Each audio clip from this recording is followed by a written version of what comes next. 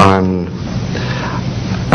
it was very exciting, and we surprised when the next day we received information about a periodist named Jaime Maussan that is studied these cases in Mexico, about that a sighting from a lot of people in the Metepec city.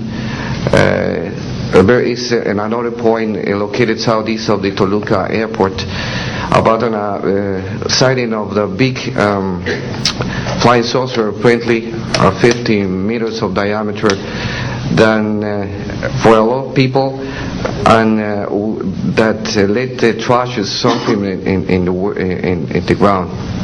Well, next November 24, 1994. We have on service officially our new radar system, and after that moment we have information very exactly about of these sightings at the same time with the pilots and detections. That's why I'm here, because we consider in my country that this is very dangerous. We have a lot of more cases, but I don't want to use more time in this. But it's very important that the people on the world knows these events and consider that could be very dangerous for aeronautical situation, especially in my country. I don't know why in my country that's occurs frequently. But the point is that happens, and we consider dangers, and we had only, unfortunately, one trash, but we don't want to have another more. Thank you very much, and I'm sorry for my English.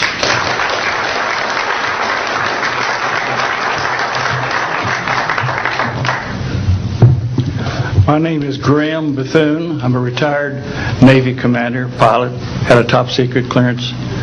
50 years ago, February the 10th, 1951, I was flying from Keflavik, Iceland to Argentia, Newfoundland. It was at night, it was dark. About 300 miles outside of Argentia, I saw a glow on the water, like approaching the city at night. As we approached this glow, it turned to a monstrous circle of white lights on the water. We watched this for a while. The lights went out. There was nothing on the water. Next thing we saw was a yellow halo, small, much smaller than whatever it was launched from, and that was 15 miles away, up to our altitude. Because of the trajectory, I disengaged the autopilot, shoved the nose over to try to go under this thing. At that time, I heard a noise underneath. I thought maybe it hit us. It was actually some of the crew members ducking, and they collided, and a couple of them were injured. Then it appeared over to the right and moved out slowly and flew with us. It was still not at our altitude, but we could see the shape of it. It had a dome. We could see the coronal discharge. I went back aft to let the other pilot, Al Jones, take my seat to see what the passenger's reaction was. Came back to the cockpit, told him not to report anything, simply because what the psychiatrist had said to me, maybe they would lock us up. So basically, the instruments in the cockpit, we had 4 or 5 failures in the area of magnetic compass, the electromagnetic effect, in area of directional finders, and this type of thing. The craft was tracked by radar in excess of 1,800 miles an hour. It never did get to our altitude. We had 31 passengers, plus the psychiatrist and the crew members, that all cited this at different areas. When we landed at Argentia, Newfoundland, we were interrogated by the Air Force, an excellent interrogation, Captain Paulson. When we landed at the Naval Air Test Center here at Patuxent River, we were required by Navy intelligence to make out individual reports. Out of the National Archives, I have the 18-page official Navy and Air Force report.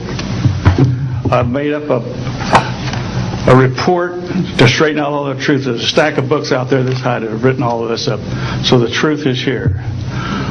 I will testify under oath before Congress that everything that I have said is true.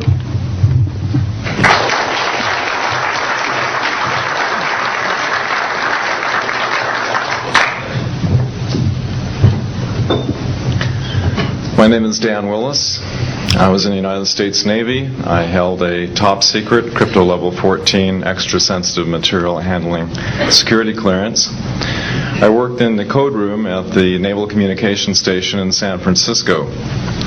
In 1969, I received a priority message from a ship near Alaska that was classified as secret.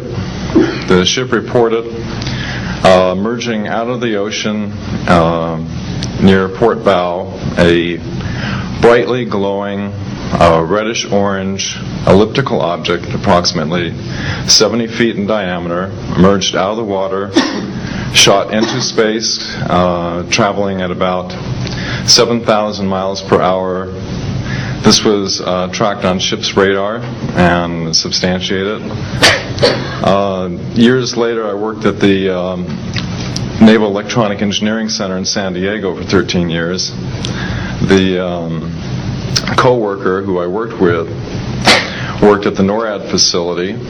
When he first started working at the facility, he noticed objects going on the screens that track everything out in space and in the air, objects going off the scale, doing right-angle turns. When he inquired, his older supervisor advised him that, quote, it was just a visit from one of our little friends. He thought this was a little unusual.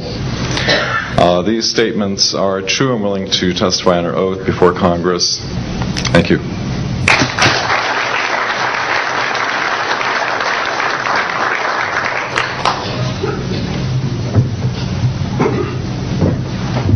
My name is Don Phillips.